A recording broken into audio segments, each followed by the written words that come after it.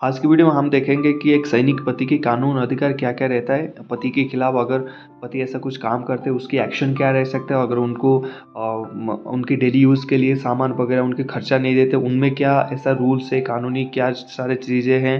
अगर पति ऐसा करते कि दूसरे के साथ उनके अफेयर्स होते हैं उनमें क्या कर सकते हैं, बहुत सारी चीज़ें हैं। एज ए आप आर्मी वाइफ आपको जानना बहुत ज़रूरी है, क्योंकि आपकी पति मान सकते हैं बाहर रहते हैं, आपको एक्चुअली रूल्स पता होना चाहिए। और साथ में ये सारी चीज़ें कैसे क्लेम करेंगे मैं आपको उसके बारे में भी बताऊंगा, ठीक है। पहले देखिए, टॉपिक है सैनिक पति की कानूनी अधिकार। ये वीडियो देखने के बाद जितने भी फौजी भाई है मुझे बहुत मारेंगे, मुझे पता है, लेकिन ये एक एजुकेशनल पर्पस वीडियो है, आपकी वाइफ को पता होना चाहिए, ठीक है। तो यहाँ पर पहली बात तो पहला अगर नंबर में देखें, अपने जीवन कालों में बहु विवाह ना करें। मतलब आपकी जो हस्बैंड है, आपकी जो फौजी हस्बैंड है, उनको कोई अथॉरिटी नहीं है कि आपको छोड़ के विदाउट आपका डिवोर्स ना होने पर किसी के दूसरे को विवाह कर देते हैं। मान लीजिए कि आपने पहले से उन्होंने शादी किया है और आपको भी गलत तरीके से शादी कर लिया है, तो उस क्षेत्र में आप बिल्कुल कानूनी एक्शन ले सकते हैं थ्रू आवा, यानी आर्मी वाइफ वेलफेयर एसोसिएशन के आप कंप्लेन करके, या फिर उनकी जो रेजिमेंट है वहाँ पर उनको जो सीईओ है उनका कमांडिंग अफसर, उनको अप्रोच करके आप इनके खिलाफ एक्शन ले सकते हो कि आपने पहले ऑलरेडी शादी करके रखा है और मुझे गलत फहमी में आपने शादी किया है। तो वहाँ पर आप ये चीज़ें एक्शन ले सकते हो। अगर आप उनको छोड़ना चाहते हो, अगर आपकी ये है कि राय है कि मैं रहना चाहूँगा, तो आप उनके साथ रह सकते हो।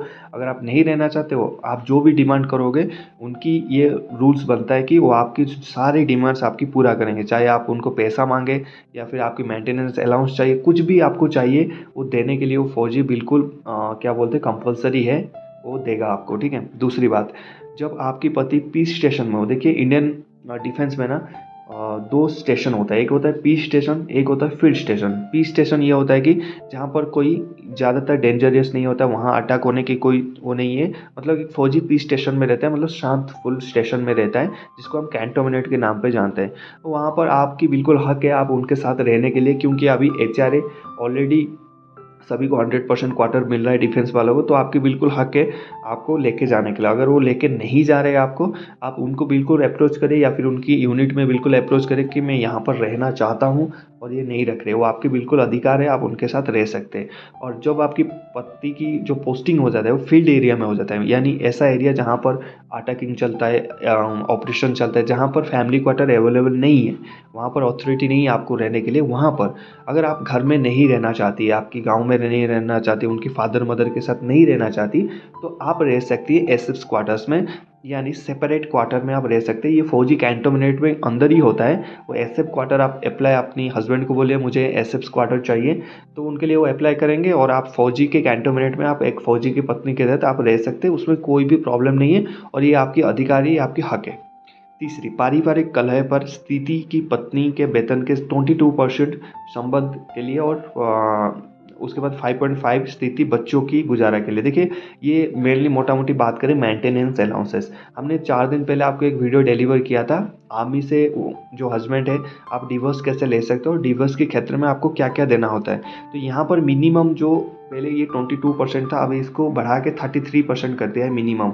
यानी जो आपकी पति की जो पेमेंट है, आपकी सैलरी बन रहा है मान लीजिए 1 लाख रुपया, उसकी 33,000 रुपया आपको मेंटेनेंस उनको देना पड़ेगा एज ए मिनिमम। मिनिमम तो आपको 33,000 हर महीना देना होगा। उसके बाद 5.5 स्थिति बच्चे के लिए, मतलब बच्चों के लिए 6% आपको देना होगा, यानी 1 लाख का 6,000 आपको देना होगा। उसके बाद अगर आपके 2 बच्चे हैं तो यहाँ पर 12,000 देना होगा। लेकिन यहाँ पर एक ट्विस्ट और आता है, ये जो सारे डिसाइड करता है कोर्ट डिसाइड करता है। 33% तो आपका फिक्स है, एज ए पत्नी आपको 33,000 रुपया मिलेगा। बच्चों का 5.5 फिक्स है, लेकिन मान लीजिए बच्चे बड़े हैं, उनकी मेंटेनेंस ज़्यादा है, या फिर आप वहाँ पर कोर्ट में क्लेम करते हैं मुझे 33% नहीं, मुझे 50% क्लेम चाहिए, 50% मेंटेनेंस अलाउंस चाहिए क्योंकि मेरे बच्चे बड़े हो गए, बच्चों का भी अलाउंस चाहिए, तो वहाँ पर कोर्ट आपकी बात सुनता है। लेकिन जो लास्ट वाला डिसीजन रहता है वो कोर्ट के हाथ में रहता है। कोर्ट डिसाइड करता है सब कुछ देख के कि आपको एक्चुअली में कितना पैसा वहाँ पर मिलेगा। लेकिन जो 33,000 है मिनिमम, वो आपको मिलता है, ये कंपलसरी आपको देना होगा आपके पति को, ठीक है। उसके बाद पति से तलाक लेने के अधिकार, यदि वो आपके साथ मतलब ऐसे, मतलब ये मेनली ये पॉइंट में बात किया है कि आप किस क्षेत्र से आप ले सकते हो, मतलब डाइवोर्स ले सकते हो, ठीक है। ऐसे नहीं कि पति को आपने बोला था समोसा लाने के लिए और समोसा नहीं लाया, आपको डाइवोर्स चाहिए।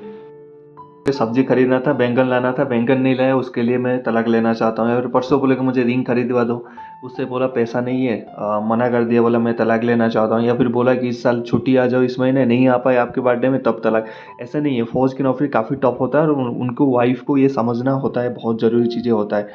हो सकता है ये एक एजुकेशन पर्पज़ है, लेकिन एक इसमें बहुत सारी चीज़ें इफ़ेक्ट करता है। मतलब डिवोर्स होने के बाद आपके बच्चे का लाइफ, आपकी लाइफ, एक फ़ौजी का लाइफ, बहुत सारी चीज़ें यहाँ पर ख़राब हो जाता है। तो इसको ध्यान रखना, सिर्फ ये एजुकेशन पर्पज़ में करना। और मेरा आपसे अनुरोध है कि कभी भी डिवोर्स की बातों पे आगे नहीं चले जाना, ठीक है? बाकी आपकी ऐसा कुछ है, डाउट्स अभी भी है, आपसे सॉल्व नहीं हो पा रहा है, आप हमारी मदद चाहते हैं तो हम आप नीचे कमेंट कर सकते हैं और वीडियो को एक लाइक कर दीजिए। आगे बढ़ते हैं। यहाँ पर तीसरी पांचवी जो पॉइंट लिखा है कि एक सही दावेदार बनने के लिए आपके पास प्रूफ होना चाहिए। ये नहीं कि आप खुद क्लेम कर रहे हो कि फ़ौजी मेरा बॉयफ्रेंड था और उसके रिगार्डिंग मैं क्लेम करना चाहता हूँ, उनके ऊपर केस करना चाहता हूँ, ऐसे नहीं होगा। आपके पास प्रूफ होना चाहिए। आर्मी को कैसे पता चलेगा कि आप उनकी ही पत्नी हैं? आपको यहाँ पर मैरिज सर्टिफिकेट होना चाहिए। कुछ फ़ोटोग्राफ से आपके काम नहीं चलेगा, आपको डॉक्यूमेंट प्रोवाइड करना ही होगा। या फिर जो आपके उनके रजिस्टर पार्ट ऑर्डर होना चाहिए आपके नाम पे उनके ऑफिस में। जैसे आपकी शादी हो जाता है, उनको बताइए आपके नाम पे पार्ट ऑर्डर करेंगे, आपके नाम रजिस्टर करेंगे, ताकि आप एक दावेदार बन सके इंडियन आर्मी का या फिर इंडियन डिफेंस फोर्सेस का। अगर आप ऐसे ही भरवाली बोलेंगे कि मैंने उससे शादी किया था, अभी डॉक्यूमेंट नहीं है, प्रोवाइड नहीं कर पाए, तो आपका कोई भी केस नहीं बनेगा, ना कोई हक बनेगा उनके ऊपर। ये ध्यान रखना एक फ़ौजी वाइफ होने के नाते। उसके बाद फ़ौजी में जितना भी फैसिलिटी है, सीएसडी की फैसिलिटी आपके हक है वो, फ्री मेडिकल फैसिलिटी आपके हक है वो, आपने जो ट्रेन ट्रैवल करते हैं उसमें डिस्काउंट आपके हक है वो, फ्री ट्रैवल आपके हक है। और उसके बाद एयर सर्विस में 50% ऑफ बेस फेयर आपके अधिकार है। ये सारे चीज़ें अधिकार आता है। और साथ में जितने भी आवा की वहाँ पर मीटिंग्स चलते हैं, यानी army welfare wives welfare association में वहाँ अटेंड करना, कोर्सेस वहाँ पर बहुत सारे चलाए जाते हैं, ये आपके अधिकार के अंदर वहाँ आता है। आप बिल्कुल कर सकते हैं वहाँ पर, अपने आप चीज़ों को वहाँ पर अपग्रेड कर सकते हैं। तो अगर आपको इसके बारे में और अधिक जानकारी, हमने 4-5 दिन पहले आपको एक वीडियो बना के दिया था, पत्नी और पति के बीच में अगर ऐसा कुछ चीज़ें हैं तो क्या वो प्रोसीजर है, कैसे वो फॉलो होता है, क्या चीज़ें होता है, क्या क्या मेंटेनेंस अलाउंस आपको किस रेशियो में मिलता है आपको डिवोर्स होने के बाद, वो वीडियो जाके देख लेना। लिंक मैं डिस्क्रिप्शन में डाल रहा हूँ या फिर टेलीग्राम में आपको लिंक मिल जाएगा। मिलते हैं नेक्स्ट टॉपिक में। जय हिंद, हैप्पी यूनिफॉर्म।